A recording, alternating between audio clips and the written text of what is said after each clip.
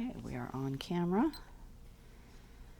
All right, today is Monday, May 16th, 2016, and my name is Sue Verhoff. I'm the Senior Archivist at the Atlanta History Center. We are here today at the Atlanta History Center to record a continuation of the oral history of Mr. J. Pryor, who served in the United States Navy during the Vietnam War. Mr. Pryor's oral history is being recorded for the Atlanta History Center's Veterans History Project in partnership with the Library of Congress. And we're honored to have you with us here today, Mr. Pryor. Thank you for coming back and making sure that your story is complete. We're grateful that you did that. So would you feel free to go ahead and begin? Well, thinking in terms of when I was actually getting out of the Navy, and we were in the Gulf of Tonkin riding the Albert David. I say we, the Com Desron 29 staff were on the Albert David in the Gulf of Tonkin. This was in March of 1970, and I went by helicopter from the Albert David over to the USS Hancock aircraft carrier.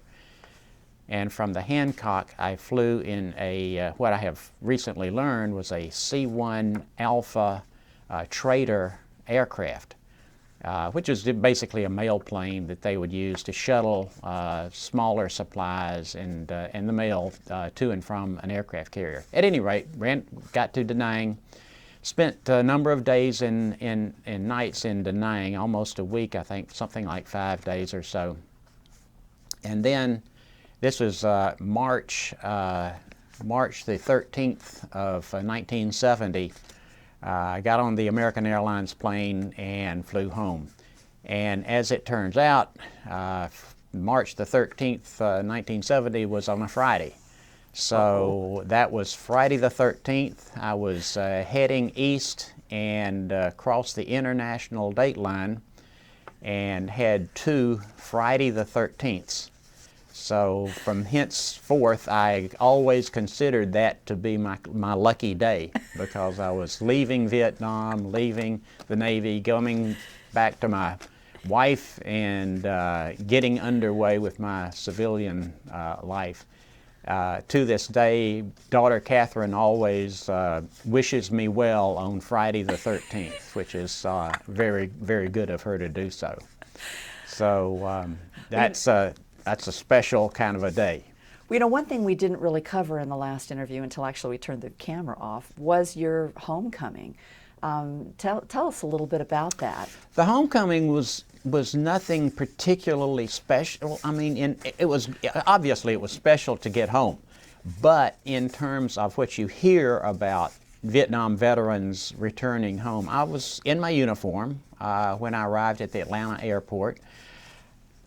There was nothing particular. I didn't run into any animosity. No one said anything to me. My wife Barbara was there. I think my parents were there. It was a lot of hugs and kisses, and it was great to be home. And for me, it was just fine. Now, the one thing that I do remember, and this was not particularly that one day when I got home, but people just were not that interested in Vietnam.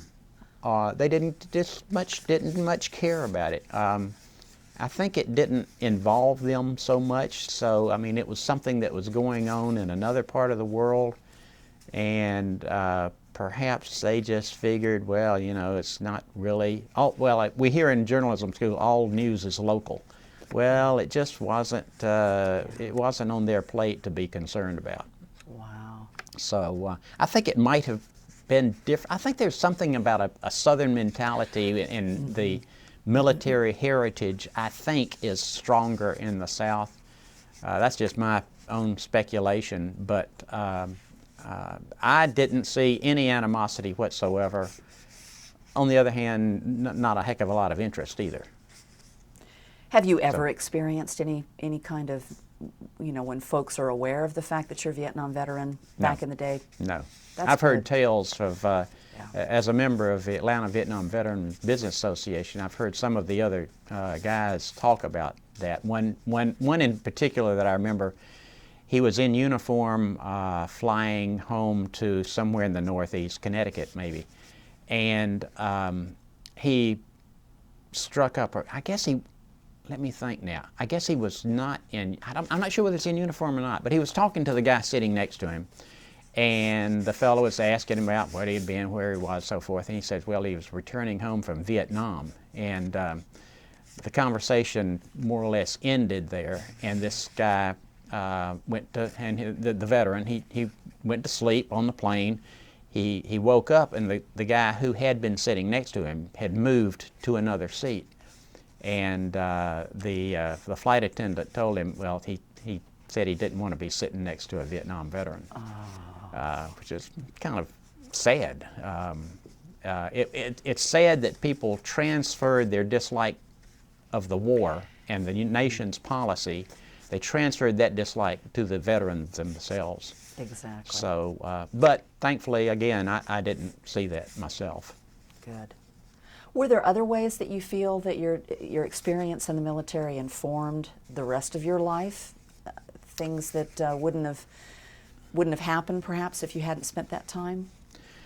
Well, you know, one of the things that comes most immediately to mind was meeting my best friend. John and Elaine Cross became our best friends, and we lived right next door to each other in Hawaiian Horizon apartments in Hawaii. And I told someone this weekend if they came to visit us, they had to bring their own 2 chairs, and vice versa. Ensigns just didn't make a lot of money. And to this day, they are just the greatest friends that we have. Unfortunately, John died of pancreatic cancer a few years ago. But Elaine still's in Williamsburg, Virginia, and we go and visit, and she comes down here, and we stay close. In fact, we volunteered together last Christmas putting wreaths out in Arlington National Cemetery, which was a real treat. We were 3 of 70,000 people who were there putting wreaths on the graves. So we're gonna try to make that a tradition. Is that the Wreaths Across America program? Yes. Is that what that yes, was? it surely is. Yeah. Excellent. Yeah. That So is excellent. that was really good. Let's see. There were a couple of other things that came to mind. As mentioned, that was in March that I got out. But back in January, we had been riding with the USS Ranger, the DEG-2, and we were operating with the Ramsey is DEG-2, and we were operating with the Ranger, which was an aircraft carrier, and we did an exercise wherein we shut down all electronic devices and whatever.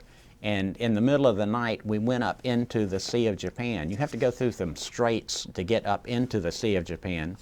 And the Russians have, goodness knows what listening devices they have. But at any rate, we shut all the electronics down, went up into the Sea of Japan, and then lit up and turned the radars back on, basically, was the main thing. And so we had a Bear aircraft come down and buzz our ships, as well as 2 Navy. One was a cruiser. I'm not sure if they were 2 cruisers or whatever, but they came down out of Vladivostok, Russia, and checked us out. So that was one of the more unusual operations during my Navy days. There were a couple of little side incidents that I wanted to mention. For one, I've talked about the fact that we did have heavy weather, and it was always bad weather in not the weather wasn't so bad, but the seas were always bad in the Taiwan Straits.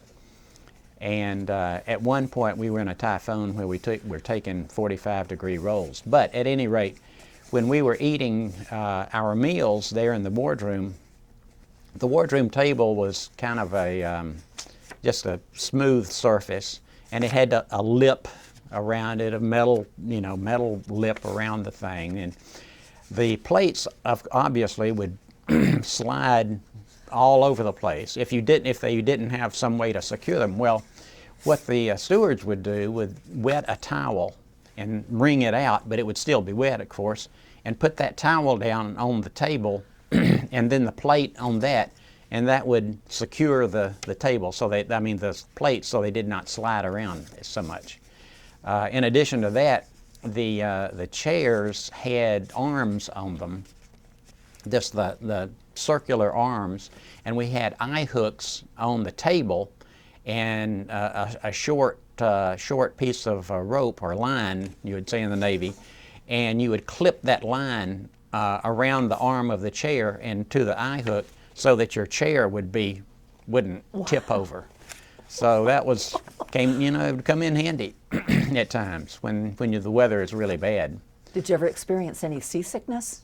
Or I did not. Now my best friend John Cross, he was the ASW officer. I was of course comm officer. John did, unfortunately. Every time we left port, there was a day or two where John was pretty green and not feeling well. But he would get over it after a couple of days. But the first time I was ever at sea was in Taiwan, and it was rough, and I remember thinking to myself, you might as well get used to it. This is what it is. So I didn't actually realize that was a little rougher than typically being out in Taiwan, but nevertheless, I was very fortunate. I never had any seasickness. wow. Yeah, but there's one other thing. One of my best men in my division, he was a quartermaster and did navigation work and so forth.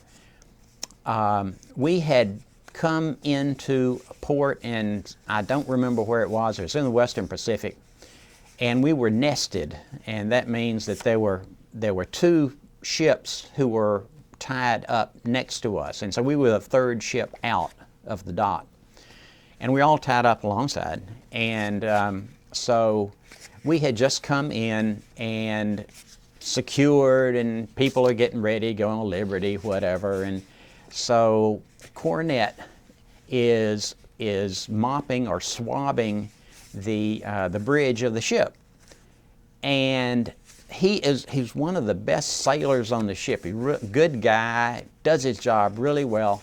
Well, God bless him, he was using the mop, going back and forth, and he hit the general quarters alarm with his elbow. So he sounded general quarters and of course the guys on the two other ships are wondering what the heck is going on. They're hearing the general quarters, and the general quarters is like I don't know if it's called a klaxon or what, but it's this boing, boing, boing, boing.